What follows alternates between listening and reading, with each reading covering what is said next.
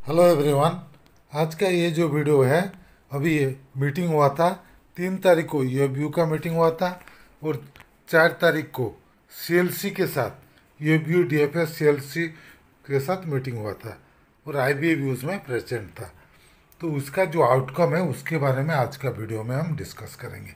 इसका पहले कि हम वीडियो शुरू करें, अगर आप अभी तक हमारा चैनल को सब्सक्राइब नहीं किया है तो प्लीज़ सब्सक्राइब कर दीजिएगा, ताकि आगे हम जो भी वीडियो बनाएंगे उसका जानकारी आपको मिलते रहेगा। चलिए शुरू करते हैं आज का video. Outcome of UFBU meeting dated 3/11/2025 and CLC meeting dated 4/11/2025। ये दो मीटिंग हुआ है। तो पहले देख लेते हैं सीएलसी के साथ जो मीटिंग हुआ 4/11/2025 में। Attendance of the parties is attached on A separate seat. Government of India, ministry of labour, ये मीटिंग हुआ था। Deliberation started between the parties with the review of last minutes of conciliation meeting dated 11/8/2025। Last meeting हुआ था 11 अगस्त को। उसके बाद ये meeting next अभी हुआ है और उसमें discussion between the IBA and the representative of UFBU took place on 26/9/2025 and the minutes of the discussion has also been submitted before the CLC। IBO और EFBO का जो मीटिंग हुआ था उसको भी सबमिट किए हैं। The detail discussion took place on various point as under. अभी क्या डिस्कशन हुआ? पहला डिस्कशन देखिए पीएलआई के ऊपर हुआ। तो पीएलआई के ऊपर क्या डिस्कशन हुआ? The suggestion recorded in the minutes dated 16/9/2025 well deliberately in detail and submission of DSPS was also heard. After threadbare discussion, the parties were in agreement that further bilateral discussion, और भी उसके ऊपर discussion होगा bilateral IBA और यूएबयू के बीच में, और कुछ सोल्यूशन में जब पहुंचेंगे उसके बाद डीएफएस को वो डेवलपमेंट बताएंगे, so that possible solution may be developed for reconsideration of DFS within the framework of present scheme। Next recruitment. DFS बोला रिक्रूटमेंट में कुछ आगे बढ़ रहा है, बैंक सब रिक्रूटमेंट कर रहे हैं। However the union insisted that bank should also initiate recruitment of sub staff and security staff. Clerical staff में तो रिक्रूटमेंट अभी आ रहा है, लेकिन सब स्टाफ एंड सिक्योरिटी स्टाफ के लिए डिमांड किया यूनियन ने। 5 डेज बैंकिंग जो मोस्ट इम्पोर्टेंट मुद्दा है यूएबयू का और एम्प्लॉयज़ का। The conciliation officer apprised that the DO letter as recorded in the last meeting would be sent to the secretary DFS very soon। The DFS also stated that the matter is under active consideration। अभी भी DFS बोल रहे हैं कि 5 days banking का जो proposal IBA से गया था वो अभी भी एक्टिव कंसिडरेशन हो रहा है। ये अगर एक्टिव है तो स्लो क्या है मालूम नहीं। एक्टिव कंसिडरेशन होने के बाद 2 साल से ऊपर हो गया है, लेकिन वो हो नहीं रहा है।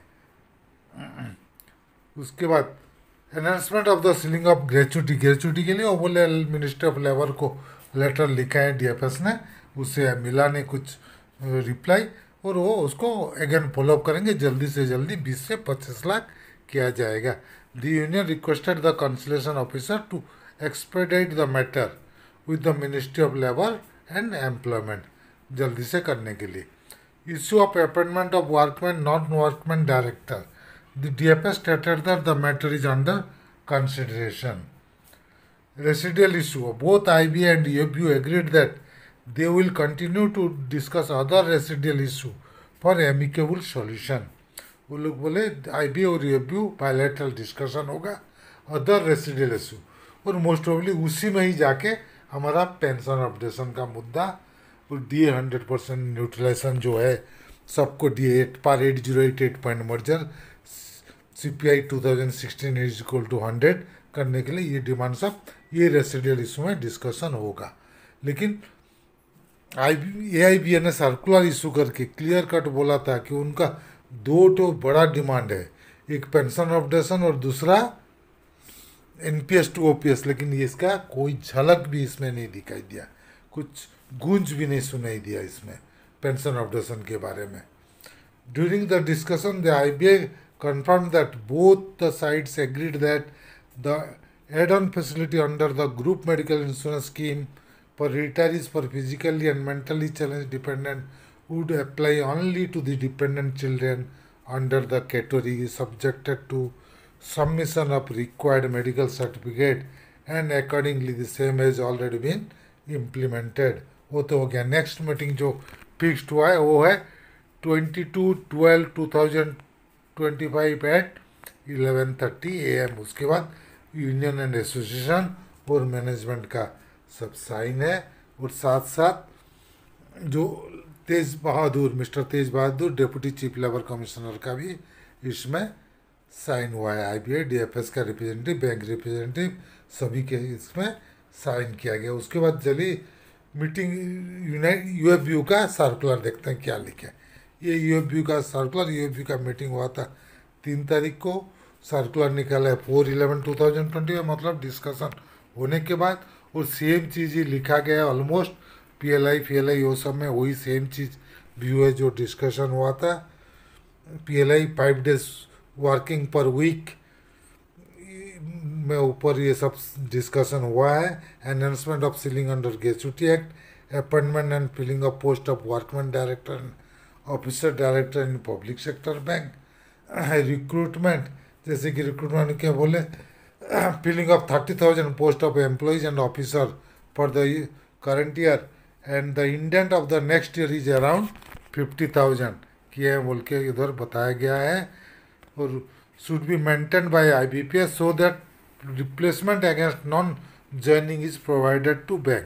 वेटिंग लिस्ट जैसे निकालना, कोई चेंज नहीं किया तो नेक्स्ट को दिया जाएगा. Other residual issue, it was agreed that discussion between IBA and UFU would continue. किस बारे में? अदर रेसिडियल इशू के लिए. With the reconsideration proceeding has been adjourn to 22/12/2025. UFU meeting proceeding the consultation meeting. The meeting was held on 3rd November 2025. Preceding ये meeting हुआ था, 4 तारीख को मीटिंग था, 3 तारीख को UFU वाले भी मीटिंग किए थे. और मीटिंग में वो लोग जो फॉरेन डायरेक्ट इन्वेस्टमेंट 49% तक करना, प्राइवेट बैंक का जो है उनको पब्लिक सेक्टर बैंक का मैनेजमेंट में टॉप एग्जीक्यूटिव के पोस्ट में भेजना MD and CEO करके, इसको अपोज करने के लिए बात किया गया है. और फर्दर मर्जर का जो है उसी के ऊपर भी आगे डिस्कशन करके क्या एजुकेशनल प्रोग्राम लेंगे उसको प्रिपेयर रहना है. और नेक्स्ट उनको अभी व्यू किया है कि देखिए, it was decided to revive our protest and give the call for strike on this issue. कौन सा issue? 5 days working on implementation of the understanding between IBA and UFU on introduction of 5-day work week. उसी के ऊपर वो अभी next strike date issue करने जा रहे हैं. इट वाज डिसाइडेड, वो लोग 3rd को डिसाइड कर लिए कि नेक्स्ट डेट देंगे. लेकिन 4 तारीख CLC मीटिंग में क्यों नहीं बोले, उठ के क्यों नहीं आ गए, बोले कि हम मीटिंग स्ट्राइक का नोटिस दे रहे हैं बोल के. एनीवे स्ट्राइक का डेट पब्लिश कर रहे हैं बोल के. यूर कॉमरेडली उसके बाद जो नॉट हो यूनियन है UFU का, वो लोग उसमें साइन किए हैं इधर एक एक करके. लेकिन सबसे इम्पोर्टेंट चीज़ है जो पेंशनर्स का मुद्दा, एक भी मुद्दा इसमें उठाया नहीं गया. पेंशन अपडेशन के बारे में कोई बात नहीं हुआ है. लेकिन सर्कुलर निकलने के टाइम में बोल रहे हैं 2 प्रायोरिटीज है, उसमें एक पेंशन अपडेशन, दूसरा NPS to OPS. लेकिन कहाँ गया वो मुद्दा? आपका UFU का मीटिंग में भी वो मुद्दा नहीं है. उसके लिए आप क्यों नहीं बोले हैं स्ट्राइक डेट इशू कर रहे हैं बोल के पेंशन अपडेशन के लिए? रिटायरीज बेसब्री से इंतज़ार कर रहे हैं. आप रिटायरीज के लिए अगर सही में करना चाहिए तो पेंशन अपडेशन के लिए प्लीज़ स्ट्राइक कर दीजिए. उसके अलावा दूसरा कोई रास्ता नहीं है. आपको पेंशनर्स को अगर सपोर्ट करें तो पेंशनर्स का जो mother of demand pension updation, उसके लिए आपको स्ट्राइक कल देना पड़ेगा.